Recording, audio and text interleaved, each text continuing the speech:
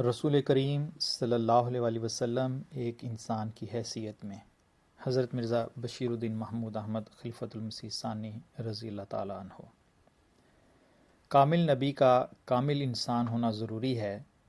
جب تک انسانیت کے تمام لطیف خواص کسی انسان میں صحیح طور پر نشو و نما نہ پائیں وہ نبی نہیں ہو سکتا، اور جب تک وہ خواص اپنے اپنے دائرے میں کمال کو نہ پہنچ جائیں وہ شخص نبی نہیں کہلا سکتا۔ 31 مئی 1929 کو الفضل قادیان نے خاتم النبیین صلی اللہ علیہ وسلم نمبر شائع کیا۔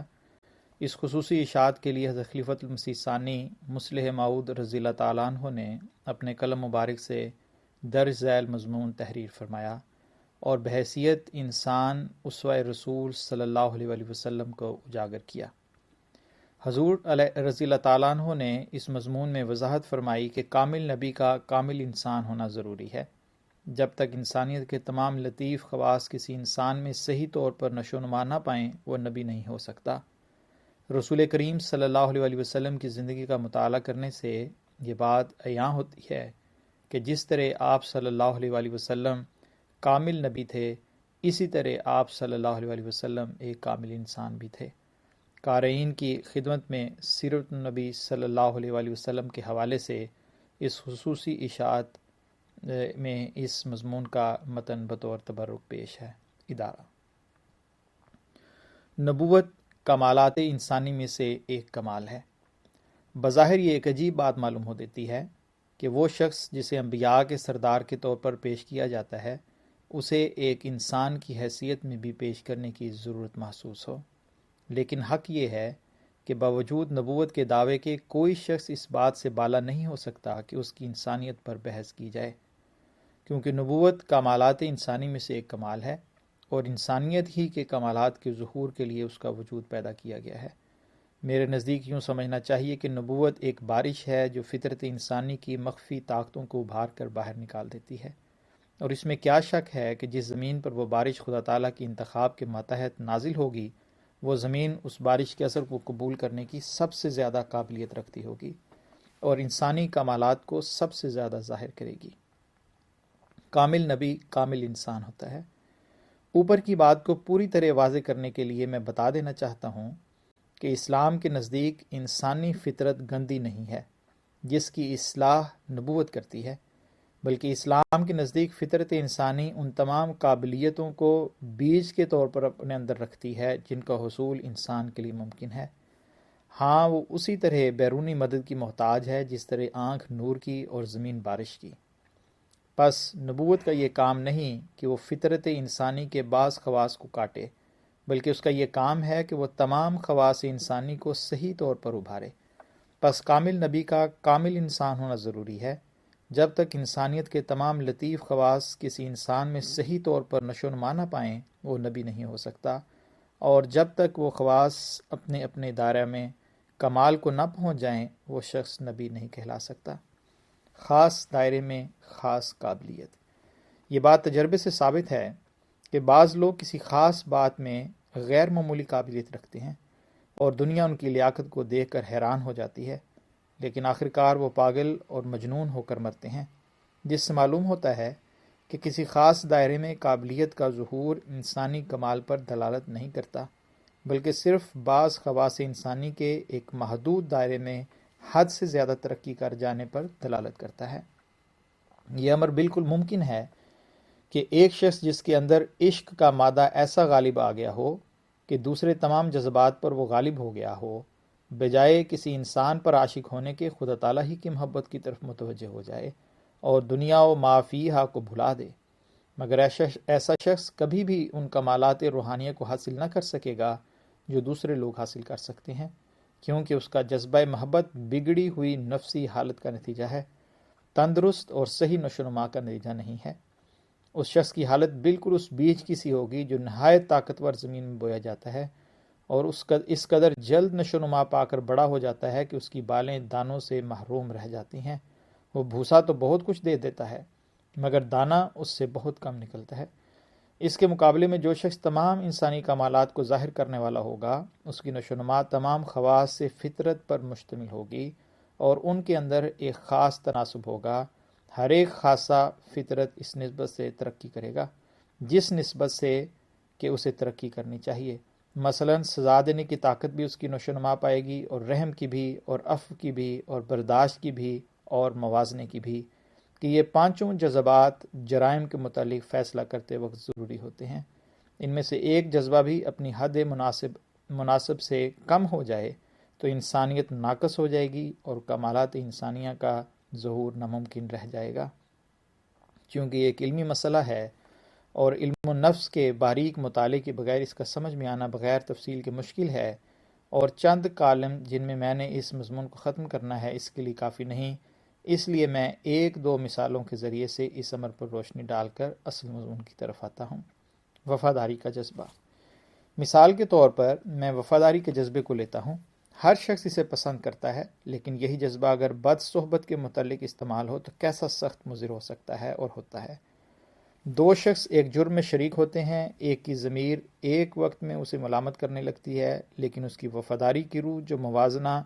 نیک و بد کی طاقت سے بڑھی ہوئی تھی اس کے اندرونی آواز کو خاموش کرا دیتی ہے اور اس کے کان میں کہہ دیتی ہے کہ بے وفا نہیں ہونا چاہیے، جو کچھ ہونا تھا ہو چکا، اب مجھے اپنے دوست کا ساتھ دینا چاہیے۔ اولاد کی محبت کا جذبہ۔ یہ مثلاً اولاد کی محبت ایک اچھا جذبہ ہے اور بقائے عالم کے زبردست اسباب میں سے ہے، لیکن اگر کسی شخص کے اندر یہی جذبہ ترقی کر جائے اور باقی جذبات کو دبا دے تو یہی ایک گناہ بن جاتا ہے اور اولاد کو بھی گناہ کا عادی بنا دیتا ہے۔ غرض کسی ایک یا بعض خواص فطرت انسانی کا کمال حقیقی کمال نہیں ہوتا، بلکہ بالکل ممکن ہے کہ بعض حالتوں میں وہ ایک خطرناک نقص کی صورت بن جائے، اور نہ ایسا کمال بنی نوع انسان کے لیے نمونہ بن سکتا ہے، کیونکہ نمونہ وہی بن سکتا ہے جو طبعی ترقی کا مظہر ہو۔ غیر طبعی ترقی دوسرے کے لیے نمونہ نہیں بن سکتی، کیونکہ اس کا حاصل کرنا دوسروں کے لیے ناممکن ہوتا ہے، اور نمونے کے لیے شرط ہے کہ اس کی نقل کرنا ہماری طاقت میں ہو۔ رسول کریم صلی اللہ علیہ وسلم کا رتبہ بحیثیت انسان۔ اس تمہید کے بعد میں اصل مضمون کی طرف آتا ہوں۔ اس امر کے متعلق اپنی تحقیق کو پیش کرتا ہوں کہ رسول کریم صلی اللہ علیہ وسلم بحیثیت انسان کے کیا رتبہ رکھتے تھے۔ انسانی تقاضے نبوت کے منافی نہیں۔ جو کچھ میں اوپر لکھ آیا ہوں اس سے یہ ثابت ہوتا ہے کہ نمبر 1، نبوت کمالات انسانیہ کے صحیح ظہور کا نمونہ پیش کرنے کے لیے آتی ہے۔ نمبر 2، پس کامل نبی کے لیے کامل انسان ہونا ضروری ہے۔ نمبر 3، اگر کوئی شخص بعض خواص انسانی کو ان کی انتہائی صورت میں دکھاتا ہے تو یہ اس کے کامل انسان ہونے کی علامت نہیں، بلکہ بسا اوقات یہ امر اس کے نظام عصبی کی ظاہر یا مخفی خرابی کی علامت ہو سکتا ہے۔ ان امور کو سمجھ لینے کے بعد یہ امر بالکل واضح ہو جاتا ہے کہ جو لوگ انسانی تقاضوں کے پورا کرنے کو نبوت کے منافی سمجھتے ہیں وہ سخت غلطی کرتے ہیں۔ حق یہ ہے کہ نبوت ایک ذہنی کیفیت ہے اور انسانی تقاضوں کا صحیح اور متناسب طور پر پورا کرنا اس کیفیت کا عملی ظہور ہے، جس کے بغیر نمونہ کامل نہیں ہو سکتا۔ نبی ہماری فطرت کو بدلنے کے لیے نہیں آتا، بلکہ فطرت کے تقاضوں کو صحیح اور متناسب طور پر پورا کرنے کے لیے ہمیں عملی سبق دینے کے لیے آتا ہے۔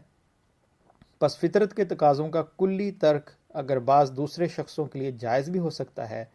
تو نبی کے لیے نہیں، کیونکہ وہ نمونہ ہے امت کے لیے، اور جس قدر تقاضوں کو ترک کرتا ہے اسی قدر وہ اپنے نمونے کو نامکمل کر دیتا ہے۔ انسانوں کے لیے کامل نمونہ۔ رسول کریم صلی اللہ علیہ وسلم کو اس روشنی میں دیکھنے سے معلوم ہوتا ہے کہ آپ صلی اللہ علیہ وسلم جس طرح کامل نبی تھے، کامل انسان بھی تھے، اور آپ کے اہم کاموں نے آپ کو انسانی جذبات سے غافل نہیں کر دیا تھا،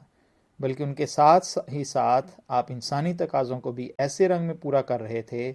کہ تمام انسانوں کے لیے کامل نمونہ قائم ہو رہا تھا۔ اچھا کھانا۔ فطرت انسانی کے کمالات سے ناواقف لوگوں میں یہ عام خیال ہے کہ اچھا کھانا ایک حیوانی فعل ہے اور اعلیٰ روحانی مقامات کے منافی ہے، لیکن وہ فطرت انسانی جسے خدا نے پیدا کیا ہے اس کے بالکل برخلاف ہے۔ کھانوں کا انسانی اخلاق سے گہرا تعلق ہے،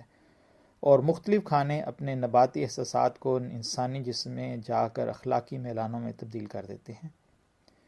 رسول کریم صلی اللہ علیہ وسلم کو ہم دیکھتے ہیں کہ آپ کھانے میں میانہ روی کی تو بے شک تعلیم دیتے تھے، لیکن عمدہ کھانے سے آپ نے کبھی نہیں روکا، بلکہ جب کبھی کسی نے عمدہ کھانا دعوت میں پیش کیا آپ نے اسے استعمال کیا۔ ہاں، یہ شرط لگا دی کہ کھانے کے متعلق ان امور کو مد نظر رکھو، ایسی طرح کھانے کی چیزوں کو ضائع نہ کرو کہ غرباء کو تکلیف ہو۔ جس وقت ملک میں قحط اور لوگ تکلیف میں ہوں، غذا سادہ کر دو تاکہ دوسرے تمہارے بہت سے کھانوں میں غرباء کا کھانا بھی ضائع نہ ہو جائے۔ نمبر 3، سوائے حقیقی ضرورت کے کھانوں کا ذخیرہ جمع نہ کرو تاکہ غرباء اپنے حصے سے محروم نہ رہ جائیں۔ خوش طبعی، انسانی تقاضوں میں سے ایک تقاضا خوش طبعی بھی ہے۔ ہنسی انسان کے طبعی جذبات میں سے ہے۔ ایک اچھا انسان جو اپنے ہم جنسوں کے لیے وبال جان نہ بننا چاہتا ہو، اس کے لیے خوش مذاق ہونا بھی شرط ہے۔ لیکن دنیا کو ایک وہم ہے کہ جو شخص خدا رسیدہ ہو اس کے لیے نہایت سنجیدہ مزاج اور خاموش رہنے والا ہونا ضروری ہے۔ مسکراہٹ اس کے درجے کو گراتی ہے اور ہنسی اس کے تقویٰ کو برباد کر دیتی ہے۔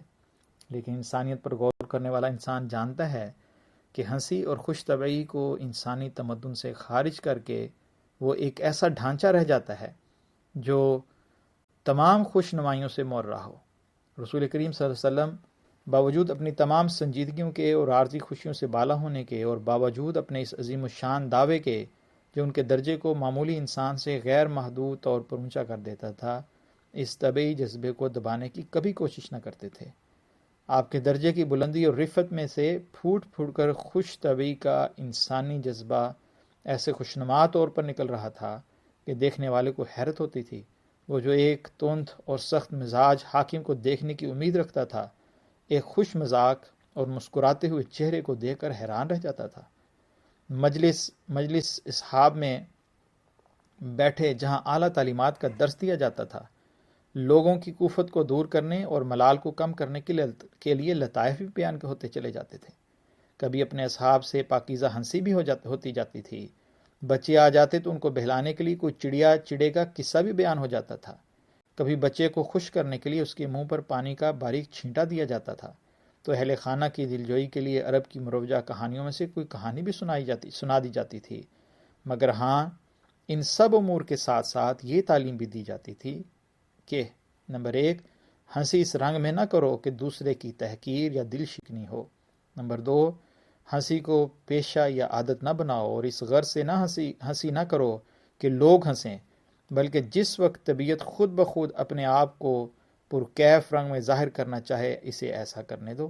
نمبر 3، ہنسی اور مذاق میں جھوٹ نہ ہو بلکہ صداقت کا پہلو محفوظ ہو تا ادنا طبعی جذبات کے ظہور کے وقت اعلیٰ طبعی جذبات کا خون نہ ہوتا چلا جائے۔ صفائی پسندی، انسانی تقاضوں میں سے ایک تقاضا صفائی پسندی کا ہے۔ جسم کو صاف رکھنا، منہ کو صاف رکھنا، کپڑوں کو صاف رکھنا اور ایسی اشیاء کا استعمال کرنا جو ناک کی قوت کو صدمہ نہ پہنچانے والی ہوں بلکہ اس کے لیے موجب راحت ہوں، اس تقاضے کو بھی لوگوں نے غلطی سے تقویٰ اور نیکی کی اعلیٰ راہوں پر چلنے والوں کے طریقے کے خلاف سمجھا ہے اور ایک ایسی راہ اختیار کر لی ہے کہ یا تو خدا تعالیٰ کی پیدا کردہ طیب اشیاء فضول جائیں یا خدا کے بندے جو ان طیب اشیاء کو استعمال کریں گناہ گار ٹھہریں۔ رسول کریم صلی اللہ علیہ وسلم نے اس بناوٹی نیکی اور جھوٹے تقویٰ کی چادر کو بھی چاک کر دیا اور حکم دیا کہ اللہ تعالیٰ خود پاک ہے اور پاک رہنے کو پسند کرتا ہے۔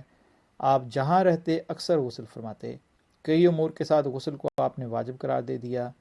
چونکہ انسان اپنے گھر کے اشغال کی وجہ سے صفائی میں سستی کر بیٹھتا ہے، اس لیے آپ نے خدا تعالیٰ کے حکم سے میاں بیوی کے تعلقات کے ساتھ غسل کو واجب قرار دیا۔ 5 نمازوں سے پہلے آپ ان اعضاء کو دھوتے جو عام طور پر گرد و غبار کا محل بنتے رہتے ہیں اور دوسروں کو بھی اس امر پر عمل پیرا ہونے کا حکم دیتے۔ کپڑوں کی صفائی کو آپ پسند فرماتے، جمعے کے دن دھلے ہوئے کپڑے پہن کر آنے کا حکم دیتے اور خوشبو کو خود بھی پسند فرماتے اور اجتماع کے مواقع کے لیے خوشبو کا لگانا پسند فرماتے۔ جہاں اجتماع ہونا ہو، چونکہ مختلف قسم کے لوگ جمع ہوتے ہیں، متعدی بیماریوں کے اثرات کے پھیلنے کا خطرہ ہوتا ہے، آپ وہاں خوشبودار مسالہ جات اور ان جگہوں کو صاف رکھنے کا حکم دیتے۔ بدبودار اشیاء سے پرہیز فرماتے اور دوسروں کو بھی اس سے روکتے کہ بدبودار اشیاء کھا کر اجتماع کی جگہوں میں آئیں۔ غرض جسم کی صفائی، لباس کی پاکیزگی اور ناک کے احساس کا پورا خیال رکھتے اور دوسروں کو بھی ایسا ہی کرنے کا حکم دیتے۔ ہاں یہ ضرور فرماتے کہ جسم کی صفائی میں اس قدر منہمک نہ ہو جاؤ کہ رخ کی صفائی کا خیال ہی نہ رہے، اور لباس کی پاکیزگی کا اس قدر خیال نہ رکھو کہ ملک و ملت کی خدمت سے محروم ہو جاؤ، اور غریب لوگوں کی صحبت سے احتراز کرنے لگو، اور کھانے میں اس قدر احتیاط نہ کرو کہ ضروری غذائیں ترک ہو جائیں۔ ہاں یہ خیال رکھو کہ اہل مجلس کو تکلیف نہ ہو، تاکہ اچھے شہری بنو اور لوگ تمہاری صحبت کو ناگوار نہ سمجھیں بلکہ اسے پسند کریں اور اس کی جستجو کریں۔ لوگوں نے کہا کہ صفائی اور خوشبو سے بچو کہ وہ جسم کو پاک مگر دل کو ناپاک کرتی ہے، مگر رسول اللہ صلی اللہ علیہ وسلم نے کہا کہ حبب الی طیب، اور ان اللہ یحب التوابین و یحب المتطہرین، مجھے خوشبو کی محبت بخشی گئی ہے، اور یہ کہ خدا تعالیٰ ظاہری اور باطنی صفائی رکھنے والوں کو پسند کرتا ہے۔ مرد و عورت کا تعلق۔ عورت و مرد کا تعلق بھی ایک ایسا طبعی تقاضا ہے کہ دنیا کا تمدن اس پر مبنی ہے، اور وہ گویا دنیا کی ترقی کے لیے بمنزلہ بنیاد کے ہے، مگر عجیب بات ہے کہ دنیا کے ایک کثیر حصے نے اسے بھی روحانیت کے خلاف سمجھ رکھا ہے۔ وہ عورت جو نسل انسانی کے چلانے کی ذمہ دار ہے، جس کے بغیر انسان ایک کٹا ہوا جسم معلوم ہوتا ہے جو کسی کام کا نہیں، جو مرد کے لیے بطور لباس کی ہے اور جس کے لیے مرد بطور لباس کی ہے، اس عورت کو ایک ناپاک شے قرار دیا جاتا تھا اور خدا رسیدہ انسان کے لیے جائز اجتناب سمجھا جاتا تھا، اور اس طرح گویا پاکیزگی کو انسانیت کے مخالف قرار دے کر خود پاکیزگی کے درخت پر ہی تبر رکھا جاتا تھا۔ کیا یہ سچ نہیں کہ انسان ہی حقیقی پاکیزگی کا برتن ہے، اور برتن کے بغیر لطیف اشیاء محفوظ رہ ہی نہیں سکتی؟ رسول کریم صلی اللہ علیہ وسلم نے خدا کو پا کر انسان کو نہیں بھلایا۔ آپ نے شادیاں کیں اور اپنے ملک کے فائدے اور مسلمانوں کے فائدے اور بعض دفعہ خود بیویوں کے فائدے کے لیے ایک سے زیادہ شادیاں کیں، اور نہ صرف شادیاں کیں بلکہ جذبات محبت سے اپنی بیویوں کو محروم نہیں کیا، اور ان سے اس طرح معاملہ کیا کہ ان میں سے ہر ایک نے یہ سمجھا کہ گویا آپ اسی کے لیے ہیں، آپ خدا کے تھے اور خدا آپ کا تھا، مگر آپ نے کہیں یہ ظاہر نہیں کیا کہ گویا خدا تعالیٰ نے آپ کو دنیا سے نرالا پا کر چن لیا، بلکہ آپ صلی اللہ علیہ وسلم نے بتایا کہ خدا تعالیٰ بہتر انسان کو اپنے لیے چنتا ہے، کیونکہ آپ بہتر انسان بن گئے، اس لیے خدا تعالیٰ نے آپ کو اختیار کر لیا۔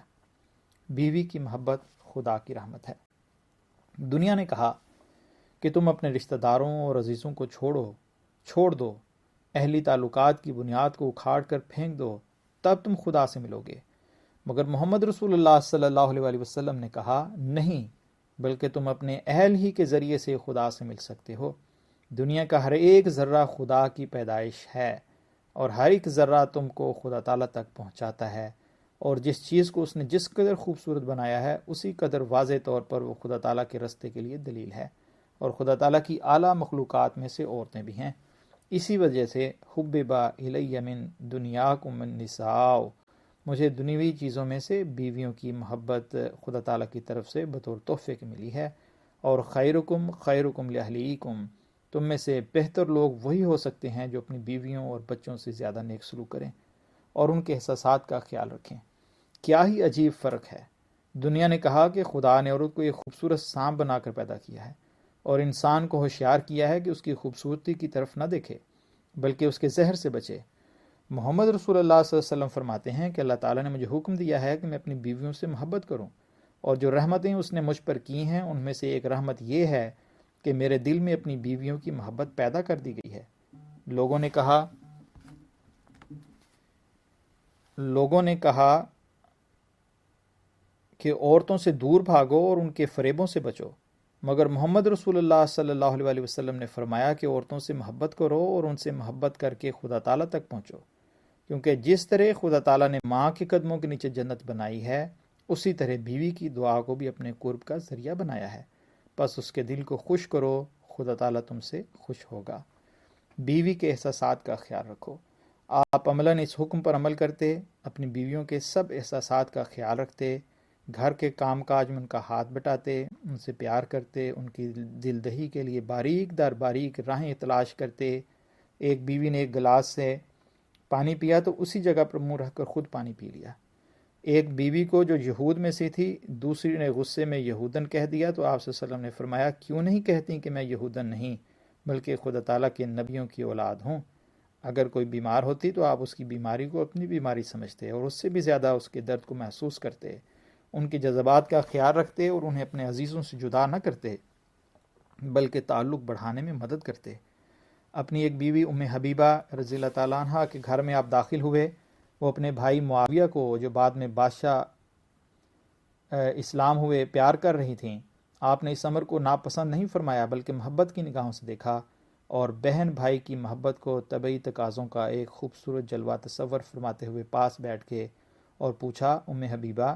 کیا معاویہ تمہیں پیارا ہے؟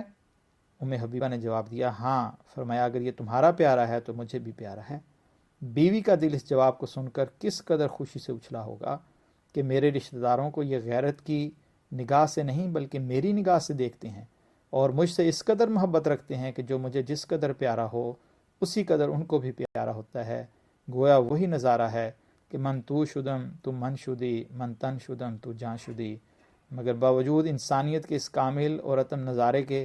محمد صلی اللہ علیہ وسلم کلی طور پر اور سر سے پا تک اپنے خدا کے تھے اور اپنی بیویوں کو بھی اسی کا اور خالص اسی کا بنانا چاہتے تھے۔ بقائے نسل کا جذبہ۔ انسانی فطرت بقائے نسل کے جذبے سے نہایت ہی گہرے طور پر رنگین ہے۔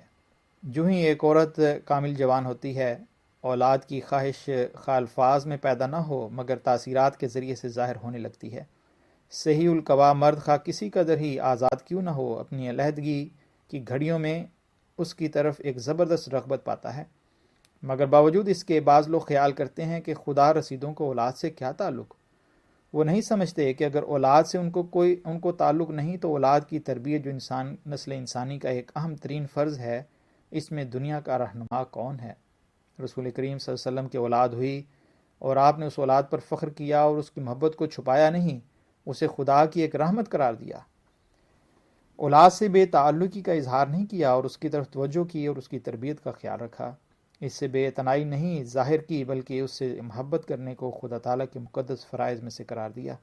جب وہ ناسمجھ تھی اس کی پرورش کی، جب وہ چھوٹی تھی اس کی تربیت کی، جب وہ بڑی ہوئی اسے تعلیم دلائی اور جب وہ اپنے گھر بار کی مالک ہوئی اس کا ادب کیا اور اپنی محبت کا مکر اسے بنایا۔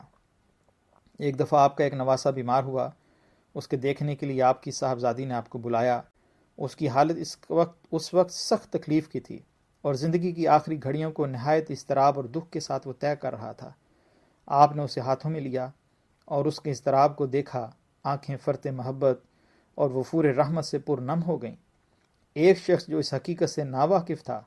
کہ نبی کے لیے یہی ضروری نہیں کہ ہمیں خدا کی باتیں سکھائے بلکہ اس کا یہ بھی کام ہے کہ وہ ہمارے لیے کامل نمونہ ہو، انسانیت کا مکمل نقشہ ہو، بشریت کا، اس امر کو دیکھ کر حیران ہو گیا اور بے اختیار ہو کر بولا یا رسول اللہ صلی اللہ علیہ وسلم، آپ تو ہمیں صبر کا سبق دیتے ہیں اور آج خود آپ کی آنکھوں سے آنسو بہہ رہے ہیں۔ آپ نے اس کی طرف دیکھا اور فرمایا تمہارا دل شاید رحم سے خالی ہوگا، مجھے تو اللہ تعالیٰ نے رحم دل بنایا ہے۔ کیا لطیف سبق ایک ہی فکرے میں دے دیا کہ اولاد کی محبت اور ان کی تکلیف کا احساس تو انسانیت کے اعلیٰ جذبات میں سے ہے۔ خدا کا نبی ان جذبات سے خالی کیوں کر ہو سکتا ہے؟ وہ دوسروں کے لیے اس میں بھی نمونہ ہے جس طرح اور اعلیٰ درجے کے اخلاق میں نمونہ ہے۔ اولاد کی تکریم۔ آپ کی اولاد میں سے آخر عمر میں صرف حضرت فاطمہ رضی اللہ تعالیٰ عنہ زندہ رہ گئی تھیں۔ جب کبھی وہ آپ کی خدمت میں حاضر ہوتی آپ کھڑے ہو جاتے، بوسہ دیتے اور اپنے پاس بٹھا لیتے۔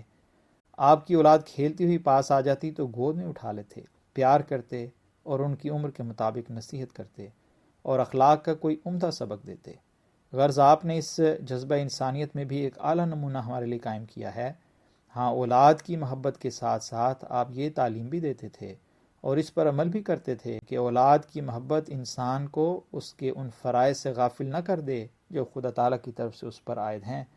اور نہ خود اولاد کی اصل ذمہ داری کو جو اعلیٰ پرورش، اعلیٰ تربیت، اعلیٰ تعلیم اور اعلیٰ رہنمائی پر مشتمل ہے اس کی نظروں سے اوجھل کر دے۔ صحت کی درستی اور ورزش کا خیال۔ انسانی روح اور جسم کا ایسا جوڑ ہے کہ ایک کی خرابی دوسرے پر اثر ڈالے بغیر نہیں رہ سکتی۔ رسول کریم صلی اللہ علیہ وآلہ وسلم نے اس امر میں بھی ہمارے لیے ایک عمدہ مثال قائم کی ہے اور نیکی اور تقوی کو صحت کی درستی اور ورزش کا خیال رکھنے کے خلاف نہیں قرار دیا ہے۔ تاریخ بتاتی ہے کہ آپ اکثر شہر سے باہر باغات میں جا کر بیٹھتے تھے، گھوڑے کی سواری کرتے تھے، اپنے صحابہ کو کھیلوں وغیرہ میں مشغول دیکھ کر بجائے ان پر ناراضگی کا اظہار کرنے کے ان کی ہمت بڑھاتے تھے۔ ایک دفعہ آپ نے اپنے احباب کو تیر اندازی کا مقابلہ کرتے دیکھا تو خود بھی اس مقابلے میں شامل ہونے کی خواہش ظاہر کی۔ مرد تو مرد رہے، آپ صلی اللہ علیہ وسلم عورتوں کو بھی ورزش کرنے کی ترغیب دیتے تھے۔ چنانچہ کئی دفعہ آپ اپنی بیویوں کے ساتھ مقابلے پر دوڑے اور اس طرح عملاً عورتوں اور مردوں کو ورزش جسمانی کی تحریک کی۔ ہاں، آپ اس امر کا خیال ضرور رکھتے تھے کہ انسان کھیل ہی کی طرف راغب نہ ہو جائے، اور اس امر کی تعلیم دیتے تھے کہ ورزش مقصد کے حصول کا ایک ذریعہ ہونا چاہیے، نہ کہ خود مقصد۔ دنیا کے لیے اسوہ حسنہ۔ غرض انسانی زندگی کے مختلف شعبوں میں رسول کریم صلی اللہ علیہ وآلہ وسلم نے ایک اعلیٰ نمونہ دکھا کر اور بے نظیر مثال قائم کر کے اس امر کو ثابت کر دیا کہ آپ کی زندگی دنیا کے لیے ایک اسوہ حسنہ تھی، کیونکہ اگر آپ صرف خدا تعالیٰ کی عبادت یا اعلیٰ فلسفیانہ تعلیمات کی اشاعت کی طرف متوجہ ہوتے تو ہر ایک سمجھدار انسان کے دل میں یہ خیال پیدا ہوتا کہ رسول کریم صلی اللہ علیہ وآلہ وسلم ایک غیر معمولی دل و دماغ کے انسان تھے اور ان جذبات سے عاری تھے جو عام انسان کے دل میں موجزن رہتے ہیں، اور اس وجہ سے باوجود اپنے اعلیٰ تقوی کے وہ بنی نوع انسان کے لیے نمونہ نہیں بن سکتے۔ لیکن آپ کی ساری زندگی اس شبہ کا ازالہ کرتی ہے۔ آپ ہماری ہی طرح کے جذبات رکھتے تھے اور ہماری ہی طرح کی ذمہ داریاں، اور پھر آپ ان ذمہ داریوں سے بزدلانہ طور پر آنکھیں نہیں بند کر لیتے تھے، بلکہ آپ ان ذمہ داریوں کی اہمیت کو محسوس کرتے تھے اور ان کے ادا کرنے کو اپنا مذہبی فرض سمجھتے تھے، اور ان ذمہ داریوں کو ادا کرتے ہوئے ایسا اعلیٰ درجے کا نمونہ دکھاتے تھے کہ ہر ایک انسان محسوس کرتا تھا اور کرتا ہے اور کرتا رہے گا کہ اس نمونے کی تکلیف سے وہ کسی عذر اور بہانے سے بچ نہیں سکتا۔ یہاں ایک ایسا شخص ہے جو اسی کی طرح کے جذبات اور اسی کی طرح کے احساسات لے کر پیدا ہوا ہے اور اپنے جذبات اور احساسات کو کچلتا نہیں، بلکہ انہیں ایک بہادر آدمی کی طرح پورا کرنے کی کوشش کرتا ہے۔ ایک ایسا انسان ہے جس کے راستے میں وہ سب مشکلات ہیں جو دوسرے انسانوں کے راستے میں حائل ہوتی ہیں، اور وہ ان سب مشکلات کو دور کرتا ہوا اپنا بوجھ خود اٹھائے ہوئے تقوی اور طہارت کے اس پل پر سے جو بال سے بھی زیادہ باریک ہے، نہ ڈر اور بے خوف گزر جاتا ہے، اور ایک آنچ، ہاں ایک خفیف سی آنچ بھی اسے نہیں آتی، ایک لمحے کے لیے بھی اس کا قدم نہیں لڑکھڑاتا۔ پس جب وہ انسان، ہمارے جیسا انسان، اس کام کو جسے لوگ ناممکن خیال کرتے تھے اور کرتے ہیں، اس خوبی سے سر انجام دے سکتا ہے، تو کیا وجہ ہے کہ ہم اس کے نقش قدم پر چلتے ہوئے اس کام کو نہ کر سکیں۔ رسول کریم صلی اللہ علیہ وآلہ وسلم کی انسانیت کی طرف کلام الہی میں اشارہ۔ خدا تعالیٰ کس لطیف پیرایا میں محمد رسول اللہ صلی اللہ علیہ وآلہ وسلم کی انسانیت کی طرف اشارہ کرتا ہے جب وہ فرماتا ہے کیا کان للناس عجبا ان اوحینا الی رجل منہم ان انذر الناس وبشر الذین آمنوا ان لہم قدم صدق عند ربہم۔ کیا لوگوں کو اس بات پر تعجب آتا ہے کہ ہم نے انہی میں سے ایک شخص پر یہ کہتے ہوئے وحی نازل کی کہ لوگوں کو ہوشیار کر اور ان لوگوں کو جو مان لیں خوشخبری دے کہ ان کے رب کے حضور میں انہیں ایک ہمیشہ قائم رہنے والا درجہ حاصل ہے۔ محمد رسول اللہ صلی اللہ علیہ وسلم ہم میں سے ایک انسان ہے، اسی لیے اس کے نقش قدم پر چلنے میں ہمیں کوئی عذر نہیں ہو سکتا۔ جو عمل اس کے لیے ممکن ہے وہ دوسرے انسانوں کے لیے بھی ممکن ہے۔ وہ ایسا نبی نہیں جو انسانیت کو نظر انداز کر کے اپنے مقام کو حاصل کرتا ہے، بلکہ ایسا نبی ہے جو انسانیت کو کامل کرتے ہوئے اور اس کے دروازے میں سے گزرتے ہوئے نبی بنتا ہے۔ اس کا ایک ہاتھ خدا کی طرف ہے جو اس کا پیدا کرنے والا اور اسے ترقیات عطا کرنے والا ہے، اور وہ اس کی برکتوں اور اس کے فضلوں کو مانگتا ہے، اور دوسرا ہاتھ اپنے ہم جنسوں اور بھائیوں کی طرف ہے جنہیں وہ ہمت کرنے اور اپنے پیچھے پیچھے چلے آنے اور خدا تعالیٰ کی جنت میں داخل ہونے کا وعدہ دے رہا ہے، اور کیوں نہ ہو کہ وہ کانا قاب قوسین او ادنا کا مظہر ہے۔ خدا کی لاکھوں کروڑوں برکتیں نازل ہوں تجھ پر اے کامل انسان، جس نے ہمیں کوشش و پنج کی زندگی سے نجات دلا کر جس نے ہمیں شش و پنج کی زندگی سے نجات دلا کر اس یقین پر قائم کیا کہ انسانیت تقوی کے خلاف نہیں بلکہ وہ تقوی کے حصول کا ایک ذریعہ اور خدا تعالیٰ کے وصال کا ایک موجب ہے۔ تیرا درجہ بلند ہو کہ تو جس قدر خدا کے قریب ہوا